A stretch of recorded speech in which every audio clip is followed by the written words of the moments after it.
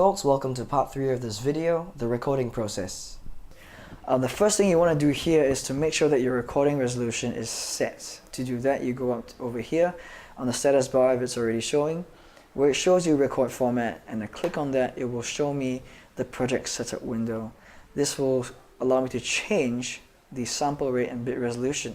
So audio resolution is measured in sample rate and bit resolution.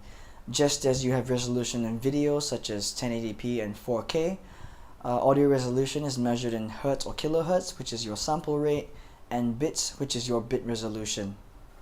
A standard WAV file would be 44.1 kilohertz and 16 bit. If you're starting out, having this resolution is perfectly fine. You don't need to go any higher. I personally like to record myself in 48 kilohertz and 24 bit. Now if you want to change your resolution, make sure you change it before recording. You don't want to change it after. If you do that, the original, or rather the audio recording, is going to get warped and it's going to sound really weird. So you want to change or set up your audio resolution prior to recording. Right, so that's done. Next, I'm going to start adding tracks. I know I've got a microphone and guitar. I'm going to record 2 tracks, so I'll add an audio track because I'm recording audio. So at 2 counts of mono because the guitar and the microphone are both mono. I won't name it, I'll just add a track. Now I'll name it, I'll double click on the text and call this one Vox. Oops. And I'll call the next one Guitar. Right, now you can see that tracks have been added, and when I select a track, the corresponding settings for that track are shown over here. And they're all shown in collapsible menus. So the routing is located in the first menu, and that's over here. You'll see input 1 and stereo out. So this is where I assign the input for this track.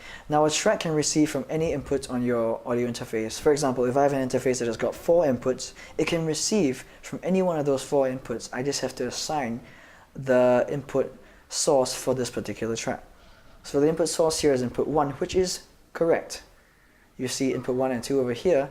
Now what I see here is a reflection of what I created over here in my inputs tab in the VST connections menu.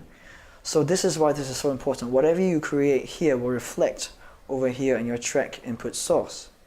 So you have to make sure this is correct. I know that my microphone is plugged into input 1 or input L over here in this case. So input 1 is correct for this particular track. Alright, this is why this is so important. If this is assigned as input 2, this track is going to receive from my guitar instead because my guitar is plugged into input 2. So I know that's incorrect, so I'll connect to my, or rather select input 1 as my source. And to check if the track is receiving levels, I will arm the monitor button over here. Right? And I'll make sure that my phantom power is on my audio interface for the microphone. And then I'm going to start testing levels. And now you can see levels are appearing on this track. So I like to keep my levels at about 70% and not much higher.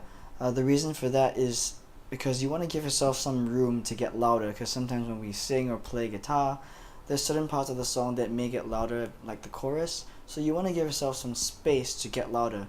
If you bung up your gain too high to about 80 or 90%, that leaves you very little room, and you might hit the ceiling, which is 100%, and we get what we call peaking or distortion, and you want to try and avoid that. So a good signal level would be at about 70%. That's a good healthy level with a bit of headroom.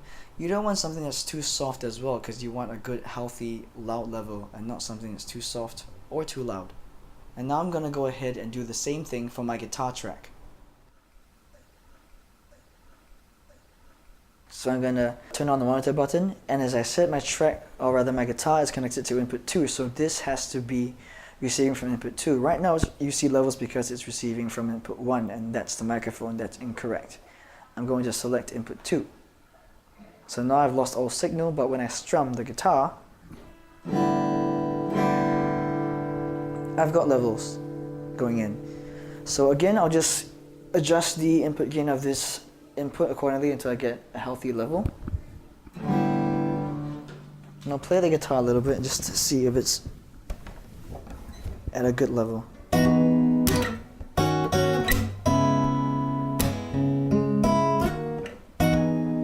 Okay, that's good. So I've done that, I've got signals, it's all good. If for some reason there is a problem with your signal, you can't hear anything, or you can't get a signal level, the problem is likely to do with the very first two steps, which is the setup process that I showed earlier in your devices. So you want to go back there and check. Okay, so one more last step before we're ready to start recording. I'm going to turn on my metronome, which is over here. This is the metronome on-off button, so I'm going to turn it on.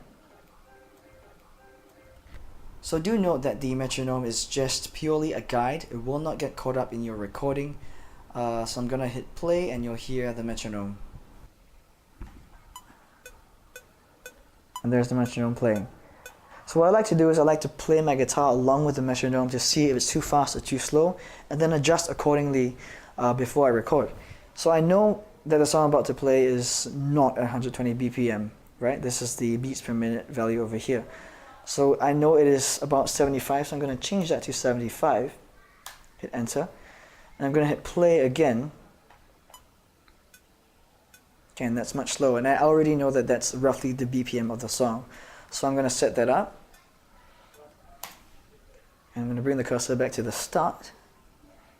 And we're going to start recording. So I'm going to record both the vocals and the guitar at the same time. So I got to make sure that both the tracks record together. But how do I know it's going to record? I have to make sure that the track is armed for recording. How do I tell if it's armed? This red button over here has to be on. If this is disengaged and I hit record, nothing will record because nothing is armed. So if I want to record guitar first, I'll arm the guitar track and then start recording the guitar. Following which, if I want to record the vocals over the guitar, I'll then arm the vocal track instead of guitar and I'll record the vocal track. So only the tracks armed for recording will record, the other tracks will not record. But in this case, I'm going to record both the guitar and the vocal simultaneously. So therefore I have to arm the vocals and the guitar track. So we're all set up to go. I'm going to start recording. Alright guys, so I'm all set up in Cubase. I've got my headphones on, my microphone's in position. I'm ready to go. I'm going to do a little something by Alan Stone called Unaware.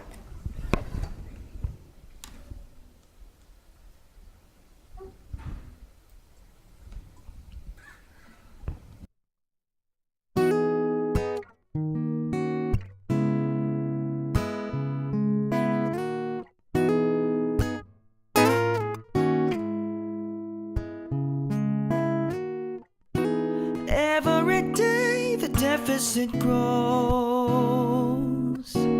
You spend more than you own. Papa always said to me, keep a close eye on your authority. You say that you can.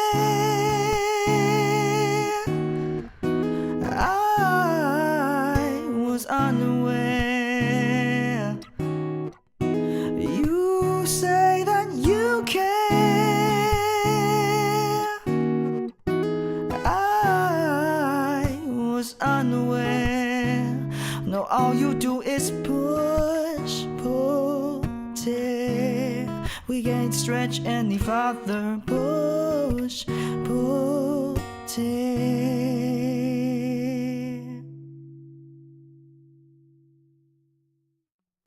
Alright, that's it for this episode. I hope that was enough for you to get a complete understanding of home recording as well as getting started with Cubase Pro 9. Once again, my name is Andre from Yamaha Singapore. If you'd like to find out more information, please feel free to visit our website at sg.yamaha.com or www.yamahaproaudio.com.